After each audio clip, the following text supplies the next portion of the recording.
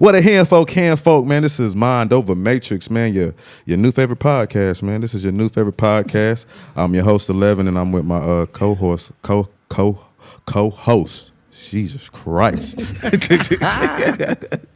Co-host Courtney Hayden, man. Welcome, bro. Welcome again, bro. Oh yeah, man. Appreciate it, man. Yeah, man. The last conversation we had, again, it was just me wanting to give you a platform. To promote, because I just love your hustle, G. I love your hustle. I love how you out here. I love how you speak your mind, but you also you speak by your steps. You don't just speak with your mouth, man. You speak by your steps. So I wanted to get you on the podcast to just pick your brain a little bit. That conversation got really, really dope, honestly. I started posting pictures and clips and stuff on social media. I got a lot of good feedback, like, man, where can I find a full episode, man? When y'all gonna drop another one? So I thought about it, man. I'm like, man, I've been looking for a co-host, man. I've been wanting to do this podcast thing, man. I've been wanting somebody that I can sharpen myself with. I've been wanting that guy, and yeah, man. So I appreciate you, G. I appreciate you, man. Likewise. I know your time is valuable, man. I know your time is valuable. You were one of those movers and shakers, so just sitting down with me and supping with me and fellowshipping with me, bro. I appreciate you, G. No doubt, man. Appreciate you, man. I appreciate it. Yeah. So Mindovamatrix, what this podcast is going to be about, man. We're going to talk about politics. We're going to talk about social justice. We'll talk about economics and business in terms of the black man and the black experience. This is a state of the union for black folk for the most part. Now, you're going to probably learn something too as well. But, man, we responsible for our people. I am my brother's keeper. And we live in this matrix. And this podcast is all about taking your mind out of that matrix, bringing your mind over that matrix so that you can see America for the land of the free and the home of the brave. Yes, sir. Yes, sir. Oh yeah. Yes, That it is, bro. So I want to ask you something, just to get it kicked off. Sure. Is gentrification always a threat to black neighborhoods, or can black leaders find ways to leverage it for economic growth? Man, it's crazy that you say that, and you brought up gentrification. I literally just said this same topic. And I hadn't even, I glanced at the list. Facts. And I think that's where I can come off the top of my head with this, because Gotcha. I wrote my thesis statement actually was about gentrification and the positive impact that it can have on the community. What? I got a 98 on that too. Let me throw that out there. I got a 98 on that, because you got to come with sources and all of that type of stuff as well. But it's all about perspective.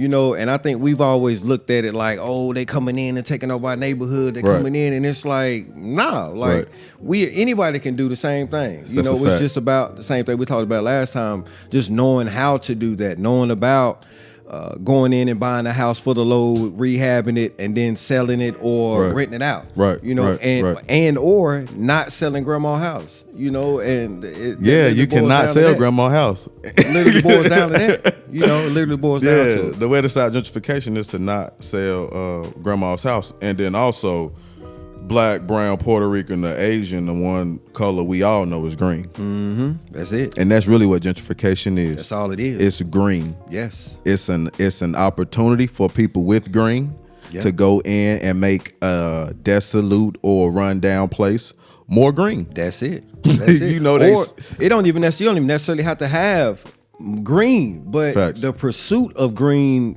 is, you can get green faster when it comes to real estate. Yeah. So when you know that in every neighborhood or in every city in America there is a low poverty stricken neighborhood, and the home's going for hypothetically $50,000, but if we fix it up, we can get this right here, or the rent going for this. If we fix it up, we can rent it out for this. You would do that regardless of what color you is. And if I don't have to use my money to do it, and I got an 825 credit, if I got an 800 credit score, and I can just utilize the bank, that's what I'm going to do. Why am I going to use my money? I'm going to leverage the bank's money and then go ahead, pay them boys back, and then everything on that is just profit. Okay, with the my pushback for you, bro, is with the wealth gap the way it is there a responsibility for America at large to close the wealth gap, considering that it is America's fault for the wealth gap? I believe they tried to. Okay. I believe they tried to in a lot of cases. But I will say that I was listening to a podcast a couple weeks ago, and I think it might have been Shannon Sharp or somebody. It was I can't remember what podcast it was, but they was pretty much saying no. His name will come to me. It'll come to me. John Hope Bryant. That's what it was. Okay. He was on a podcast, and he's one of the he owned more. Well, he done sold it now, but he owned more rental property in America than any black man in America. He had like 7,000 homes, 8,000 homes. What this guy look like, bro? What he look black like? Man. Tell me like aesthetically, because I want to make sure I'm looking at he was on. Was he on Earn Your Leisure? He might have been on Earn Leisure. He was just on Cam Newton podcast about a couple of weeks ago. Yes. Okay. John okay. Hope Bryant. Yeah. He got a free thing going on right now to where you can start a business and they getting you in. Like you can have set you up with a free website on Spotify and getting your credit right and all of this stuff. It's free. Word. He got a mission to start a million black businesses. Yes, we talking about the same guy. Yes. We talking about the same guy. He want to start Black Wall Street again. And he was saying pretty much, man, you could take the wealthiest people in the world, just take everybody money. You know what I mean, right. and just give it away to all the Americans. He said within 5 years, they have their money right back. Because we are the biggest consumers. It don't matter. It doesn't matter, man. So it's like... This is the natural order of things right now. People spend money, bro. Like we fighting against nature is what you're saying. That's it, man. You got to think about it. You got people that know what to do with that, or who are financially literate, and then you have people who are not. Facts. And we just so happen to be the ones on the majority who are not. Right. And it's not just us. White people. It's more poor whites in the United States than it is black people, than it is poor blacks. Yeah. And that's mainly because they're a bigger population. Bigger population. For sure. But it's way more of them that's on government assistance that's doing this. But like we said the last time, they are more privy or privileged to getting certain information because of who's giving it. And I feel like with some white people who are in those situations, we feel like it's their fault. A lot of times we feel like, it's if you got all of this privilege, quote unquote privilege, and that's debatable.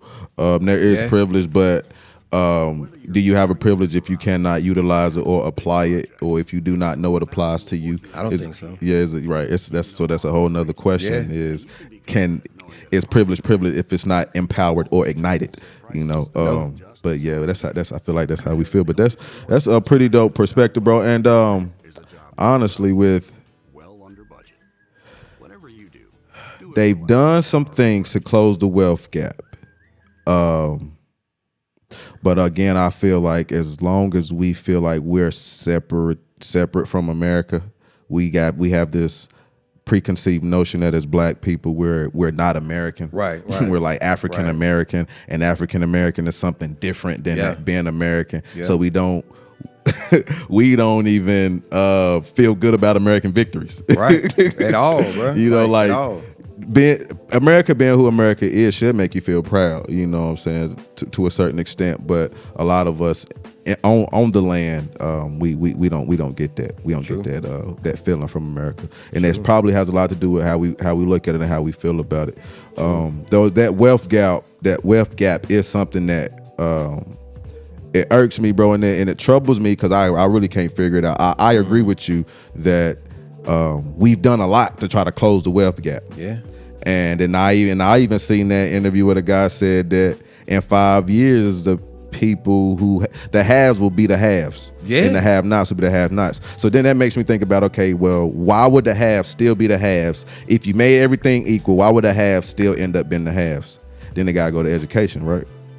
Yeah. So then I'm thinking, is there gaps in education? Is there really such thing as a better education, a worse education? Are we getting a worse education? Do we have less resources? And if we do, again, is it on America to redress that, or because it's America's fault that we are in less? I mean, whose is it? I can't. I don't really want to point a finger at nobody. Facts. But I want to say that it is some sort of educational let me see, how can I say this? I feel like some people over there got different funds to get different types of teachers, or they got different books over there. Then you got this group of people who they don't really give a damn about, i.e., for example, and it's hard, I think we were talking about the last time about Statesville Senior High. Facts. And then you put Statesville High, and then let's just say Lake Norman. Yeah. Both of them in Iredell County, but it's two different two different experiences. Two different experiences. You know, and it's a lot of it has to do with location as well. Bro, you ain't gonna say it got to do with race, bro.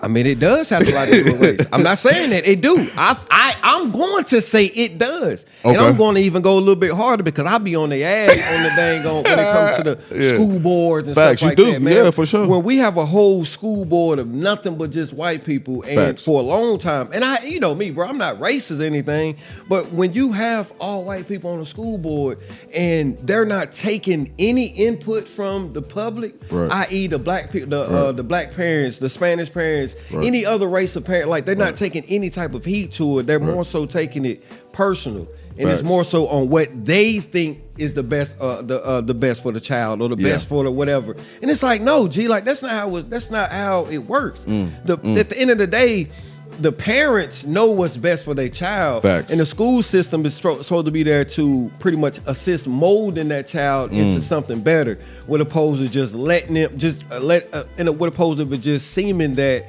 it's like a daycare or they there to just watch them. That's definitely what Statesville High School feel really like, a daycare. That's definitely what Iredell Statesville schools can feel like a lot of times is that it's daycare. And bro, to even piggyback on what you're saying, I think this is really why, like, I know diversity, equity, and inclusion is this buzzword, but the reason why diversity is really important, we can see it from that school board. Yes. Because let's be honest, should we expect more from old white men? No, hell no. They are who they are. Right. But my thing is, if you as an elected official, if you know this person is like this, you are just as guilty as that individual. Okay. Because that person shouldn't be there. Right. You know what I mean? And it should be spoken upon, whether you are on the school board or if you're a city councilman or if you're a county commissioner or whatever it is. If you sit on that board, you know just as well, you know more than what the public do how this person is. You know, as far outside of their family. Now that's friends, a fact. But you know that this person is a bigot, or you know what they always vote against, or what their morals and principles and values are. You know this deep down. And if you know that this person don't like blacks or don't like Spanish kids or whatever the case may be, if you know this, then it's your obligation to collectively vote this person out. It's as simple as that. Because yes, you got bigots, man. Yes, you got them in this world. That's never going anywhere. You're going to have it. Black, white, Spanish, it's all around. Right. You know what I mean? Like, we were raised not to hate white people, but we still was like, hey, watch out. Watch out over there. You know what I'm saying? If it's 100 of them coming down the hill, 75 of them ain't got no. You feel me? Ain't got no sense. Right. And so the other 25 is just as guilty. Right. Because you're not saying they riding with them. They going down the hill. Yeah, they that's just like you guilty by association. Like, that's a crime. Facts. You know what I'm saying? At the end of the day. And I just feel like, man, speaking about Iredell County, our school board can do way better than what they doing, G. And bro, I feel like our school board can't get nothing done for. What you saying, bro, is real. Because when I went to a school board meeting, what I noticed was, I'm like, man, we haven't really talked about the kids since we've been here. I was there for like 2 hours, bro, and they asked me to come, back and they just bickering back, and so it's like y'all don't like each other. No, that's it. And it's not enough of y'all that don't like one person to get this one person off the board. It's like it's cliquey to the point to where you can't outweigh one opinion enough to get it pushed out enough to get the meeting going. Exactly. It's just a bunch of bickering back and forth. You don't want to vote him off the board because this person likes him, and then that person might have a gripe with you. It's like a bunch of grown ass high school people that got put into a position to that's really important for real at the end of the day. That's man, like the school board is important. That's a fact. They just spent millions of dollars on a new high school. And just gave us the news. But they gave us the news. Our school, bro, do you know what our budget is? If you go to all you gotta do is look that shit. I'm like, bro, that shit is. Y'all don't got no school. Y'all don't got what for the schools? Y'all ain't for got the no teachers, or bro. Y'all not. You saying y'all? How many times we done had black men walk into and they're trying to do mentor programs for them little black boys? I'm one of them. I know you one of them. You one of them. YP one of them. I know. I can name 4 organizations that's walked in there, tried to do mentorship programs, keynote speeches for them kids, focus groups for the teenagers, and they told them they ain't had no money, but then they spent. I'm talking about volunteering. That's crazy, bro. That's crazy. They spent like, and this my reason, or what they told me was, I guess, my background. You know, I don't have no felonies on my background. I got a DUI on my background. That's it. You know, and when you talk about our congressmen and our congresswomen who write the law, if you just look at their records, they records, right? I mean, like, and these are people that's writing laws, bro. And I'm like, you telling me I can't volunteer at the high school that I graduated from? Come on, bro. But if you look at the high school, man, look at it. The staff and the admin team. Again, it's top down. It's top down to me. The staff and the admin team, if black men aren't elevated, bro, since I've been at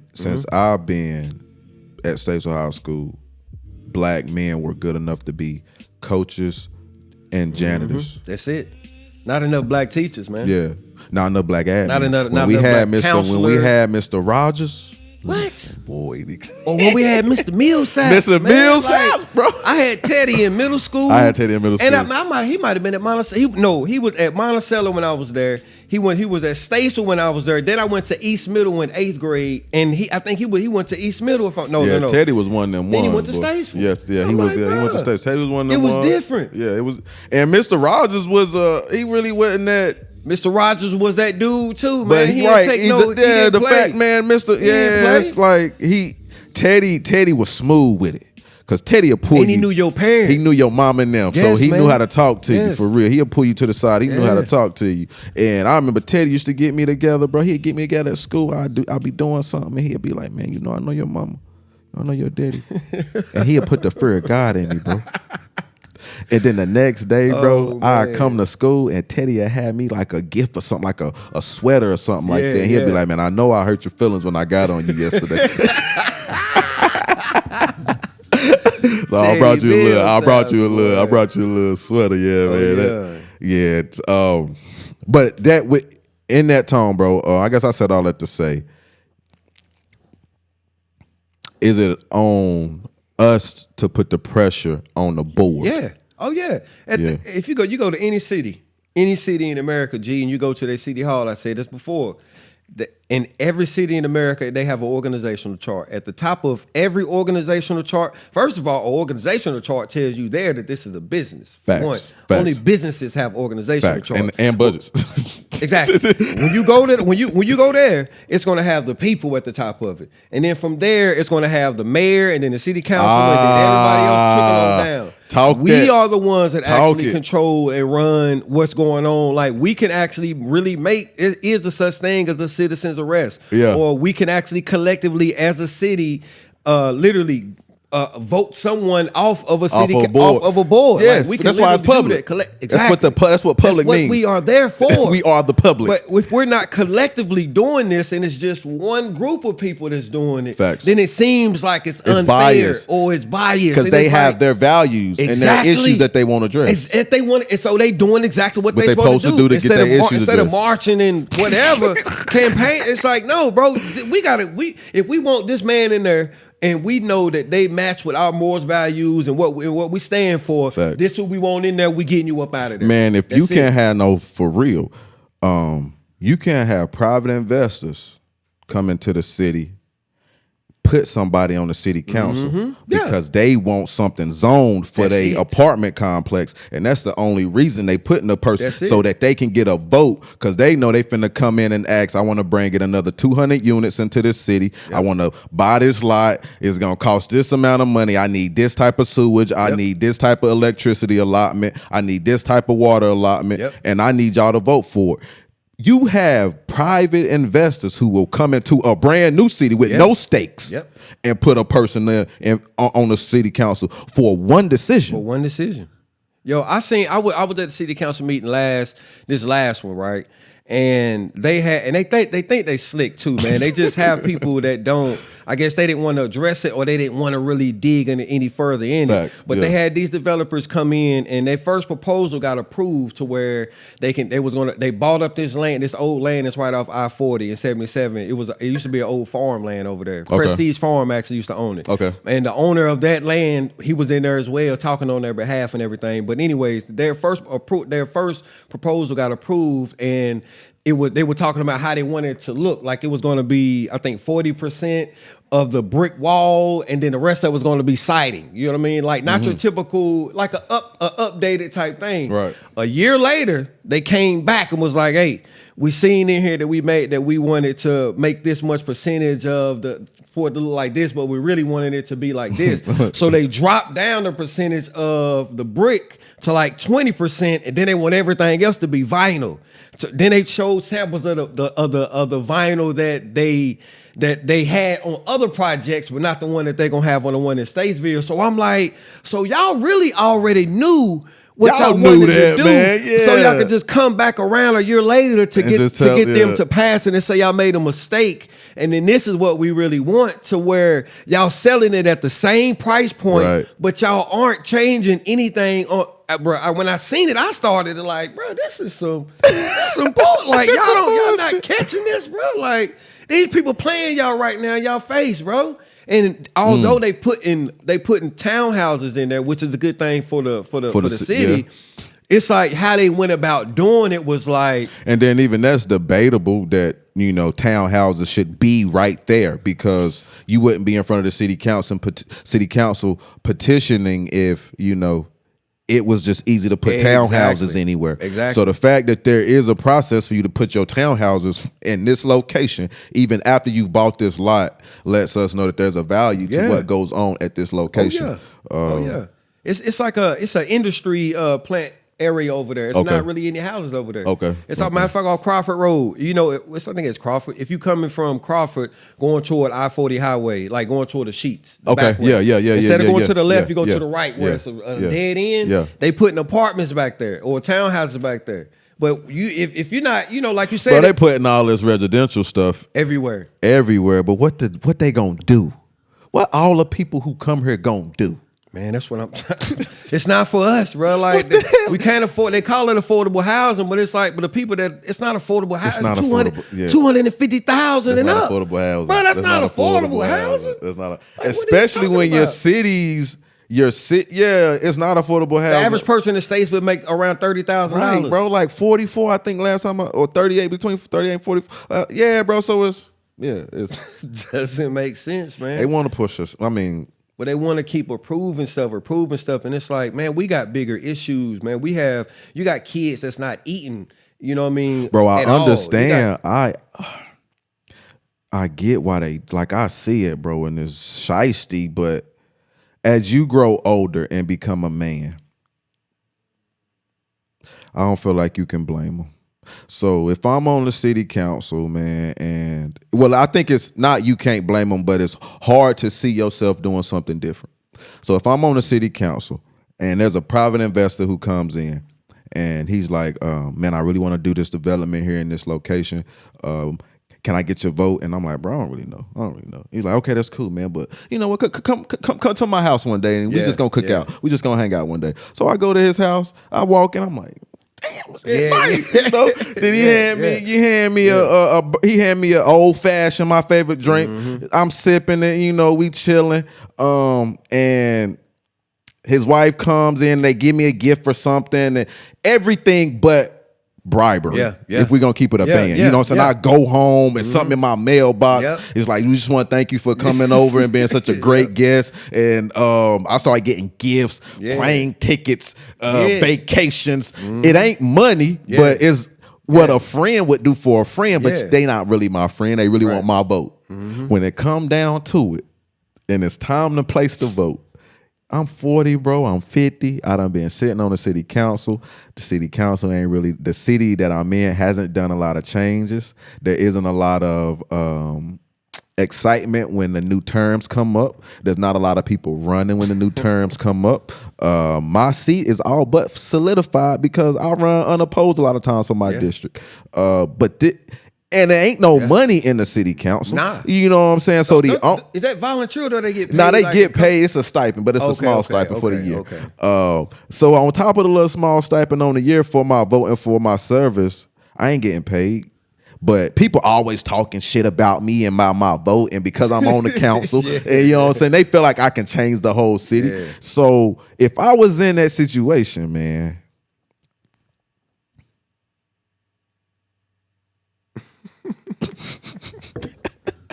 would you start to feel like you was a have? Like if you grew up a have-not and you got on the city council, then you started getting invited to all these parties. Then your chest is out. Yes, chest start poking out like that. And then you start realizing what I thought was about grassroots efforts and campaigning is really about brown nosing.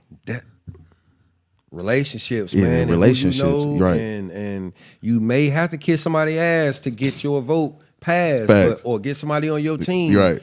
But this is what that's politics. It's politics, man. So once you get in the politics, this is what I be telling people, because they be like, man, you got to get on the inside. I'm like, politics corrupts more people than people come in and change politics. Man, yes. You be a clean cut nigga once you go in. Then once you come out, you like you ain't worth two flies. I can't, and that's how I know, G, that people that's really in it ain't shit, man. Right. Because I done been in situations where it's like, man, hell no, bro. Like, why are y'all doing this? Like, what is the point of this? Right. And it's never no real solid answer. It's always, this is how we do, or this is what's being done. That's not an answer to me. If it's not in black and white to where it's a rule or a law written down, that's what we go off of. You can't give me no answer and say that's how it's the policy. Been done. And the policy ain't law. Exactly. And black folk don't know that. That's why we get in so much trouble, because we think that we breaking the law, and when they say that you breaking a policy. A policy. What the fuck is a policy? I don't give a damn about no policy. Straight up, like, okay, let me make a policy right now for you to get the fuck out of my face. That's my policy. You know what I'm saying? Signed by the CEO. Goddamn, like, what you company mean? Policy. You that's literally what it is. There's no law. Like, I don't.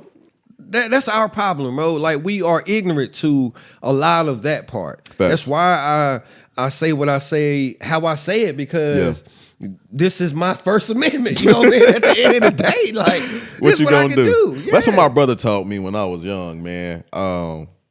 That's one, and he put it a little different, man. He was like, man, what they gonna do? Beat you? Every time I got into an argument or I was getting bullied at school, I come home and I tell my brother, bro, he said this. And my brother would look me smack dab in the face and say, can he beat you? And I'm like, man, hell no. What the fuck you talking about?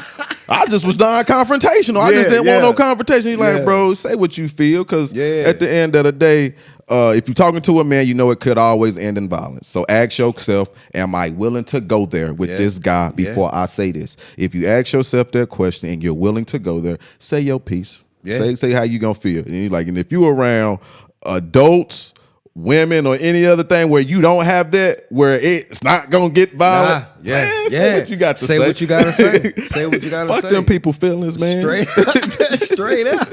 Straight up, man. And especially if it's respectful at the end of the day, and you ain't trying to, you're not threatening nobody, or you're not trying to belittle nobody or talk down on nobody. It boils down to perspective, but it needs to have some sort of facts to back that up, and not so much opinionated, because then that's when stuff get personal. Because people start their own opinions, or people get emotional about what they feel, what they think, and how they feel. Especially when they believe it. If they really believe it. When their feelings are beliefs, that's when they start getting emotional about it, when the feelings turn into beliefs. This last question, man, and it's probably going to take us a little bit, but this is a good segue. We've talked about our responsibilities. We talked about education. We've talked about the wealth gap. We've talked about how a lot of the reason why our black people are in the situation that we're in and we stay in this situation is because it is the natural order of things. When you have haves and you have have-nots, that natural order of things is that the haves fight to stay halves, and the have-nots fight to be halves. No one wants to be have-nots, so no one wants to give up this sense, man. And I did also see that you were thinking about running city council or county commissioner. Is now the time that black men step up and take office? Oh yes, man. I think it's the perfect time. Okay. Yeah, man. Like it's been time for us to get involved and actually start showing the masculine side of the black community and get away from these. Like get away from this soft era that they got us in, man, to where it's like, yo, when are we gonna step up and start speaking for our black women for our black children or for our families or like our communities? Like when are we gonna start doing that? Will we win the respect of our women and youth? Man, I think we'll win the respect of our women and youth if we ran for office. More of us ran for office and more of us led initiatives. More of us led movements. A lot of conscious movements or initiatives, political initiatives, social movements, social initiatives are spearheaded by women.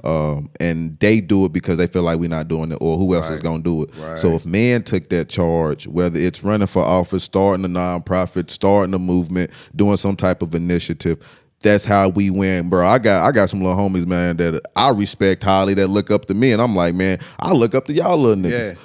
For real. And that's really just because as a black man, once you start something, you find your tribe. When you really start something bigger than yourself, you begin to find your tribe. So, man, I agree. I thought about running as well. I mean, I had somebody reach out to me, and they told me that you should run for office because white people like you. And you win. They say if you run Republican in this city, you win because they like you already. Yes, sir. And I was told the same thing, man. Like I was told, he was like, only way you gonna win. Only way you gonna win is if you run Republican. If you register Republican. And at first, I was like I said before, I'm like, man, but I'm non-affiliated though. I'm unaffiliated. I can go. He was like, nah, they want you to see Republican. They not even gonna care your stance. You gonna get hella votes because you got Republican, and then once you on the city, black. That's what's gonna be the. They gonna think you the Messiah, bro. Because it's like you black and you think this. They gonna think you the Messiah. Oh yeah, let's get him on in here. Yeah, then you can go independent as soon as you get off the. As soon as you get on the council, like, nah, I was just playing with y'all. I'm actually going for. I don't want to go for a ward position. I want to go for. What's the other one? Oh my gosh. You got the different wards, and then you have the position that Kim and at large, one of the at large positions. Okay. And now they're moving it to it's a 4-2 term now. So the at large that gets the most votes stays on for 4 years. Okay. And the other one obviously stays on for 2. Okay. Yeah, I'm gonna go for the 2-year joint. Man, vote Courtney K and man. At large, I got a couple years. Hey, you put it out there. Campaign starts now, man. Fuck that, man. When it's there, man. Y'all gonna hear the podcast. Y'all gonna know all about what he's doing in the community and how he got a heart for the people, man. So yeah, and I might run with you. But when is that? I'm about 2026. 2026. Yeah, or 2027. My fault. Okay, they got the election in November is for both of them. Yeah. Oh, and so the next at large for the 2-year is 2027. Okay. Yeah. Hey man, let's run together, man. Hey, I would check it out. You need a campaign manager, man. Man, we appreciate y'all tuning in, man. This is 11. I'm with Courtney Hay, man. This is Mindovamatrix. Thank you.